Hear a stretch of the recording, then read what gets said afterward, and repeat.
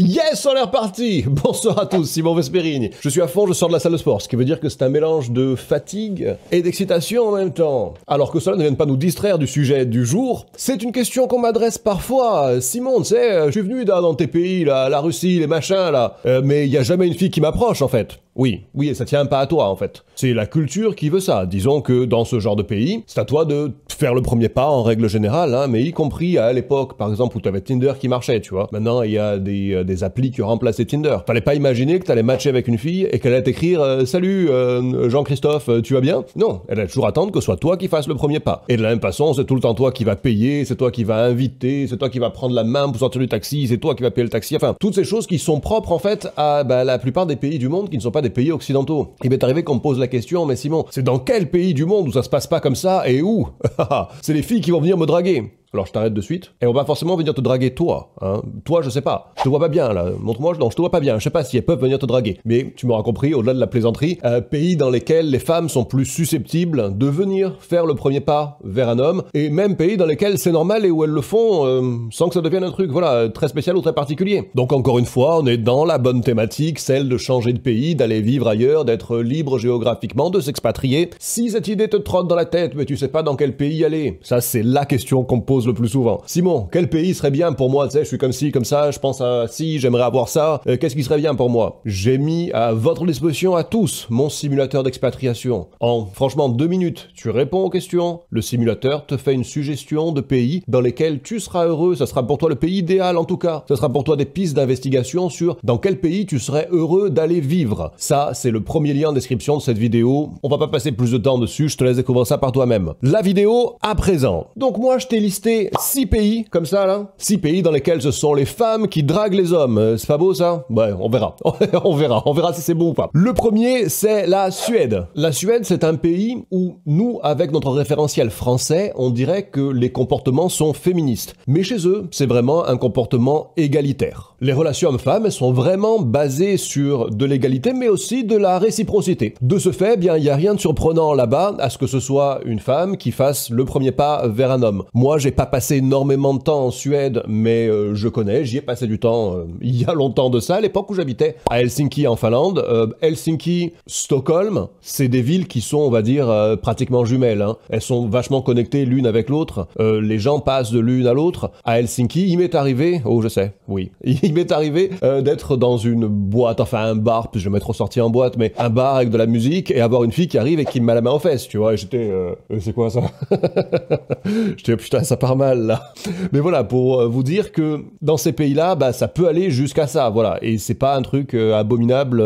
Si moi je faisais ça en France, oui, ça serait un truc abominable. Mais si une fille fait ça là-bas, bah voilà, c'est normal. Enfin, en tout cas, ça passe. Mais après, cet égalitarisme, réciprocité, appelez-le comme vous le voulez, il se vérifie dans plein de choses. Par exemple, je regardais, quand on devient papa, le couple, donc l'homme et la femme, vont avoir 480 jours de congé maternité, paternité, comme vous voulez, hein, à partager entre les deux. C'est-à-dire que en général, ils font 240 jours chacun. En France, par exemple, tu es papa, tu as un enfant, t'as droit à 28 jours de paternité. Quelques années en arrière, t'avais droit à 0, hein. Mais voilà, pour donner une idée de cette réciprocité, de cette égalité, elle se retrouve au-delà du fait de draguer l'un ou draguer l'autre, tu vois bien. Tu as un exemple de la culture suédoise. Là-bas, les gens, ils prennent des fika. Les fika, c'est une sorte de pause café informelle. Ils se disent pas, tiens, viens, on va prendre un café ensemble. Ça s'appelle ce truc-là, en fait. Le fait d'aller prendre un café ensemble s'appelle fika. Oui, t'en penses que t'en veux, fika. Eh bien, voilà, il est bien normal, en tout cas habituel, qu'une femme te propose le fika. Et bien souvent, hein, ce fika peut être le début de votre relation. Après, vous le savez, hein, vous me connaissez si vous me suivez, je peux pas empêcher d'être grinçant, hein, un peu d'humour noir. La Suède est un pays, nous l'aurons compris, qui favorise beaucoup le rôle des femmes dans la société à tous les niveaux, et c'est pas forcément une mauvaise chose. Par exemple, ils ont cette loi très dure, très stricte, qui s'appelle, excusez-moi les suédophones, hein, elle s'appelle Samtyckeslagen. Oui, si j'ai dit des bêtises, corrigez-moi. Donc c'est la loi sur le consentement, elle s'appelle The Swedish Discrimination Act on Violence Against Women. Donc c'est une loi très stricte, très dure, qui vise à protéger les femmes des violences et des abus qu'elles pourraient subir. Bon, le problème c'est que visiblement ça marche pas trop, puisque Stockholm est la capitale mondiale du viol, un peu ou prou, alors les chiffres varient d'une année ou l'autre, mais ça c'est un autre débat, allez, suffisamment grinçant comme ça Ça marche pas, on l'a compris, on passe à la suivante. Le second pays, c'est la Norvège, encore un pays de Scandinavie. La Norvège, comme les autres pays de Scandinavie, mais peut-être encore plus, elle favorise cette espèce d'individualité, c'est-à-dire cette indépendance personnelle de je subviens moi-même à mes besoins et j'ai besoin de personne, que l'on soit un homme ou une femme. C'est quelque chose qui va dire est encore plus prégnant en Norvège. Et de ce fait, bien en Norvège, les femmes, elles vont pas forcément attendre que tu leur montres de l'intérêt pour venir, elles, s'intéresser à toi, faire le premier pas,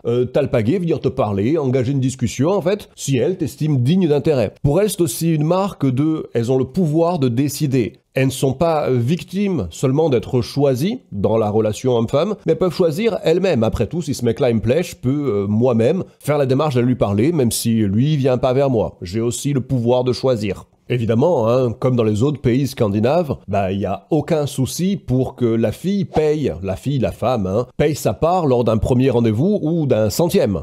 Il est même pas impossible que ce soit elle qui paye si c'est elle qui propose le rendez-vous, puisque dans leur mentalité, c'est celui qui invite qui paye. Donc elle vient te parler, elle te dit tiens, on va prendre un café. Alors là, il s'agit plus de fika. Fika, t'as vu, c'était en Suède. En Norvège, je sais pas comment on appelle ça, on appelle pas ça fika. Mais elle t'invite à prendre un café, elle va trouver normal en fait de payer le café pour toi, puisqu'après tout, c'est elle qui t'a invité. À l'inverse, par contre, tu peux te faire rembarrer si tu essayes de payer pour elle, alors que c'est pas logique. Du style, c'est elle qui t'a invité, tu payes pour elle alors qu'elle veut payer sa part, par exemple. Tu peux te faire rentrer dedans pour ça, mais tu peux aussi te faire rentrer dedans pour des choses beaucoup plus surprenantes, comme tu lui tiens la porte, par exemple, va dire hey, je peux ouvrir la porte par moi-même, ou tu veux prendre sa veste quand t'arrives au resto, tu vois, ou tu vas lui tendre la main quand elle sort du taxi. Toutes ces choses-là peuvent être mal prises, alors que tu l'as bien compris, dans des pays plus traditionnels, c'est si tu le fais pas que tu vas te faire rabrouer, mais voilà. Pays différents, cultures différentes, on est là pour parler aussi de choses différentes, même si Simon peut pas s'empêcher d'être grinçant par moment. Troisième et dernier pays de ma liste scandinave, c'est pas le dernier pays de la liste, c'est le dernier pays de la liste scandinave. Tu as bien compris, il y en a 6 de pays, donc c'est que le troisième, c'est le Danemark. Le Danemark, je crois que encore plus que les autres, les femmes vont être directes. C'est-à-dire qu'ailleurs, elles vont peut-être venir engager elles-mêmes la conversation, dire ah tiens, comment tu t'appelles, tu fais quoi ici, c'est la première fois que je te vois.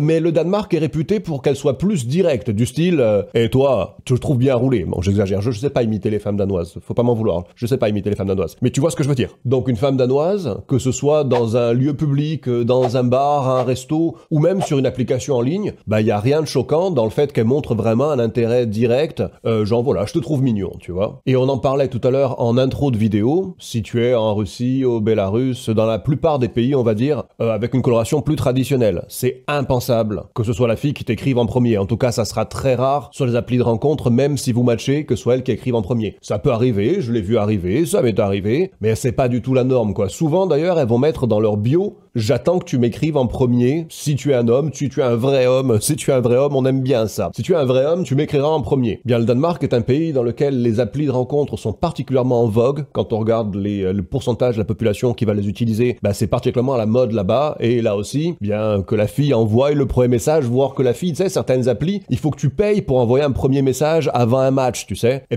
il arrive que les femmes payent pour envoyer un message à un homme. Alors bien sûr, là on parle du comportement des femmes, mais il sera très intéressant en fin de vidéo de parler du comportement des hommes, de l'impact que ça a sur les hommes eux-mêmes, ce genre de comportement dans la société. Oui, nous on n'a pas fini de grincer, Quatrième pays maintenant, l'Allemagne. En Allemagne, les stéréotypes de genre, ils sont beaucoup plus flexibles. T'as vu comme j'ai bien dit le truc là? Les stéréotypes de genre. Ils sont beaucoup plus flexibles, donc gender fluid, tu vois, que dans la plupart des autres pays d'Europe. Et pour cause, on va dire que si on cherche le cœur de l'Europe, l'Allemagne, c'est le pays fondateur de l'Union européenne. Le couple franco-allemand est principalement allemand. N'oublions pas que l'euro, c'est le mark à la base. La valeur de l'euro est calquée sur la valeur du mark allemand, Deutschmark. Et la capitale de l'UE, d'une façon, c'est Berlin, c'est le cœur du truc. Donc faut pas s'étonner à ce qu'on trouve là le meilleur modèle en fait de la décadence européenne sur le modèle américain. Voilà, j'ai tout balancé, je me suis fait plaisir. Et c'est là-bas qu'on va trouver le plus de wokisme, le plus de ces choses-là, vous savez. Les femmes allemandes, on parle même plus d'égalité, là, on parle de masculinisme ou un truc comme ça. Les femmes allemandes, c'est sûr qu'elles ont aucun problème à venir vers toi,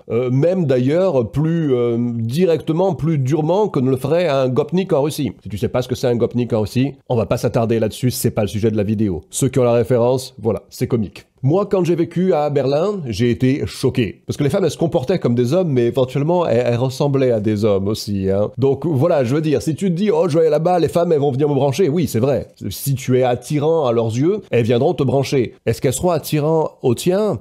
Je te laisse juger. Va en paix, mon ami. Va faire tes propres expériences. Tu vois, à Berlin, le sexe dans des lieux publics, je vais peut-être pas te dire tous les lieux publics, je sais pas, mais dans certains lieux publics, comme certains parcs, certains bars, certaines boîtes, c'était communément admis, normal, mais aussi des choses que nous, on considère comme normales. Quand je dis nous, c'est les gens un peu vieille France, comme moi, vous savez, comme la monogamie, par exemple. Bah, là-bas, ils se moquaient de moi, genre, la monogamie, mais c'est un truc d'avant, ça, on fait plus ici. On est polyamoureux, tu vois. Et les copains allemands que j'ai pu me faire dans des pays plus conservateurs, comme la Russie, le Bélarus, ben, malgré qu'ils étaient évidemment en décalage par rapport au modèle de Berlin qui est voilà l'autre extrême, ben malgré tout j'ai remarqué que les Allemands avaient un mal fou à s'adapter à un autre mode de fonctionnement. Si le mec il a 20 ans, 25 ans, ouais il pourra s'adapter, sans doute il pourra s'adapter, au début il sera choqué mais il pourra s'adapter. Mais si le mec il a 45, 50 et au-delà, il te dit, mais tu sais je suis allé au resto avec la fille, j'ai payé pour elle, ouais j'ai rien eu en retour. Hein. Parce qu'il est allemand, parce qu'il est habitué à ses standards. Et même quand il se veut quelque part en rupture avec les standards allemands, il n'est pas prêt à un tel changement. 5e pays, on va s'éloigner un petit peu de chez nous, le Canada, bien sûr. Le Canada de Justin Trudeau. Le Canada qui est peut-être le pays le plus wokiste du monde. Il y a des endroits plus wokistes, du style par exemple la Californie. Mais en tant que nation, le Canada se porte super bien. Donc wokisme, mais aussi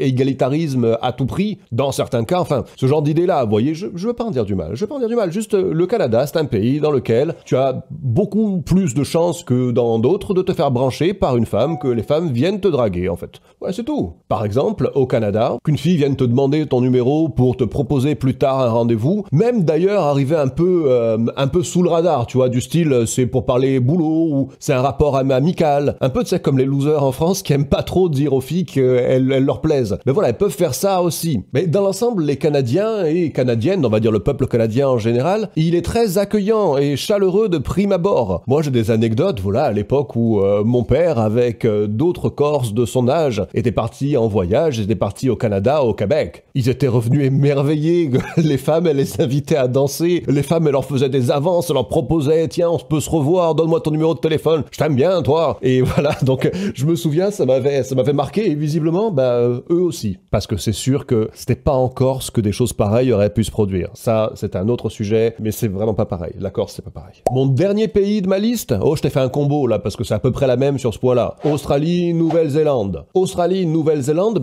les femmes, elles sont, je vais pas dire qu'elles sont masculines, parce qu'il peut y avoir des belles femmes, mais dans leur comportement, elles sont hyper émancipées, elles sont hyper straightforward, je veux dire en français, oui, il y a des gens qui me chient dessus si je dis des mots en anglais, oui, qui me font, voilà, tu vois ce que je veux dire. Elles sont très directes, en fait. C'est un pays où elles font du surf, tu vois. Elles font du surf, elles font un tas d'activités. Les femmes, là-bas, oui, sans aucun problème, elles viennent te faire du rentre-dedans, te mettre la main aux fesses, oui, sans aucun problème. Que ce soit dans un contexte pro, un contexte amical, un contexte de sortie, hommes-femmes, là-bas, aussi, ils sont un petit peu, on va dire un petit peu brusques, un petit peu rudes, quoi. Moi, ils me font penser à des Bretons, des British. Quand je dis des British, j'ai des gens de Grande-Bretagne, quoi. De l'arrière-pays, mais qui auraient grandi au soleil, avec la plage pas loin, et avec des kangourous autour. Mais ils ont ce côté un petit peu rustique, ouais, de l'arrière-pays anglais, tu vois. Après, c'est un pays où les gens sont très chaleureux, alors à leur façon, hein. Mais c'est le pays du yeah bro, what's up bro, hey my brother, come here. Je suis obligé de parler anglais parce que eux ils parlent anglais. Tu peux pas m'en vouloir dans les commentaires pour parler anglais. Mais voilà, c'est un pays où ils sont très superficiels, hein. Mais du coup, évidemment, les femmes le sont aussi. Et faire le premier pas quand tout le monde est en mode yeah bro, what's up bro, évidemment, c'est beaucoup plus facile. Alors, essayons de tirer des leçons et des conclusions de tout ça. Alors, dans l'ensemble, on le voit bien, hein, les pays dans lesquels les femmes sont les plus susceptibles d'aborder les hommes, c'est les pays qui sont les plus progressistes, les moins traditionnels, puisque le modèle traditionnel, c'est l'homme qui fait la cour, c'est pas la femme. Qui dit progressiste, certains diront pays gauchiste, mais là c'est à l'appréciation de chacun après, hein, c'est le point de vue de chacun. Progrès, clairement il y a, progrès dans la bonne direction, chacun son avis, m'en fiche. Mais j'ai trouvé une corrélation super intéressante avec l'indice indice de masculinité selon l'échelle de Geert Hofstede. Hofstede, je sais pas comment prononcer son nom, Geert Hofstede. En tout cas, c'est un mec qui fait des comparatifs entre pays selon différents critères. Et parmi ces critères, il y a la masculinité. Alors, son critère de masculinité, il est pas basé sur est-ce que les mecs, ils ont de la barbe ou des poils sur les bras. C'est pas ça, hein. Mais c'est, en fait, à quel point les attributs typiquement masculins sont représentés dans la société. Vous savez, des trucs comme l'ambition, la compétition. Et quand je suis allé voir l'indice de masculinité des pays dans lesquels les femmes étaient les plus susceptibles d'aborder des hommes, eh bien, j'ai été pas vraiment surpris, mais en tout cas, j'ai remarqué qu'ils étaient tout en bas de la liste. Par exemple, quand je prends un chiffre sur 100, puisque cet indice de masculinité, il est de 0 à 100, eh bien, la Hongrie se trouve à 88. 88 sur 100. Donc, c'est un pays qui est plutôt masculinisé, tu vois. Mais si je vais regarder la Suède, eh bien, la Suède, elle a 5 sur 100. Et puis la Norvège, eh bien, elle a 8 sur 100. Mais le Danemark, eh ben, il a 16 sur 100. Et le Canada, d'ailleurs, il avait un chiffre tellement bas que je le trouve pas dans la liste, visiblement.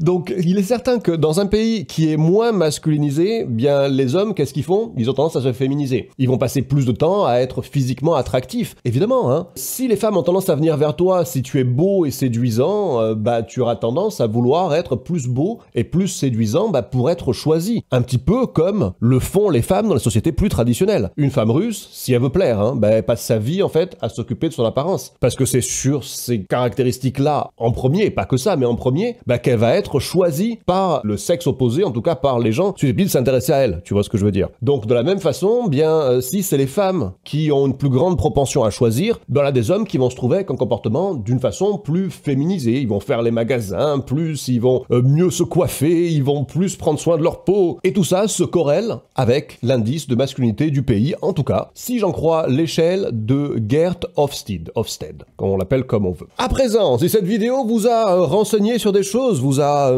amené à réfléchir, à penser, à aller dans l'un de ces pays de façon vous-même à vous faire brancher, même toi, là, tonton Gérard, même toi, autant tu peux te faire brancher, je déconne.